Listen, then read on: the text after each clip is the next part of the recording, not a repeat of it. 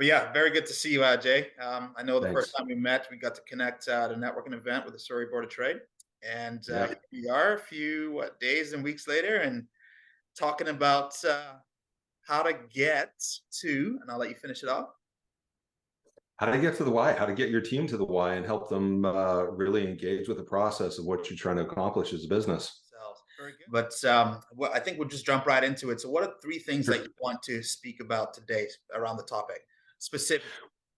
Well, I think Would you the like to three share things with I us? want to, sure. I'm gonna do a really quick brief summary of Simon Sinek's book, Begin with the Why. So I'll do kind of like a little bit of a background of that. And really, I think that, the way that he drives that conversation is a great foundation for what I want to talk about. So we'll talk a little bit about that. Second thing I want to talk about is how to be able to really identify what is going on for your employees. And then the third thing is how to connect what's going on for them with what you're trying to accomplish. Because, being able to understand your employees and what drives them is one thing, but being able to connect them to what you're doing is a completely different thing. So I think those are the three things that I really want to talk about briefly today. Great. All right. Well, let's jump right in. Okay, sure. So again, Simon Sinek, and I'm sure most of the people that are going to be watching this have seen the video that he did on YouTube and his TED Talks, and yeah, exactly.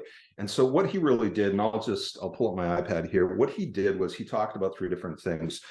He talked about successful organizations, and he basically drew three concentric circles. I'm not an artist, I'm a musician, so forgive me here.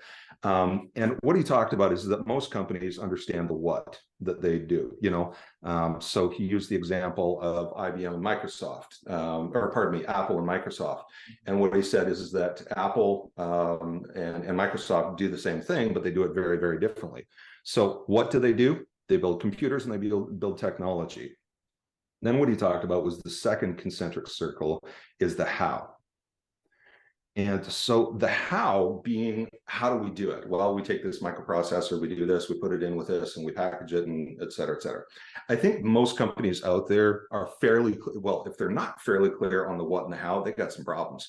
But, when we understand the what and the how, it gives us direction. But what it doesn't do is it doesn't give us fuel. I think of the what and the how as as a vehicle. I love fast cars. I drive fast cars a lot. And so, you can have a Ferrari and the Ferrari is beautiful and it sits there in your driveway and it's perfect. And people walk by and go, wow, that's awesome. But if you don't have the fuel, you're not going anywhere. Right. And so really, when you look at it, the why of why an organization does something, that's the fuel. That's what drives things. And so really, again, that's kind of a brief summary of what Simon talked about. And I love it because really, like I was saying earlier, there's been a shift in the last, and COVID isn't the one thing that has driven this.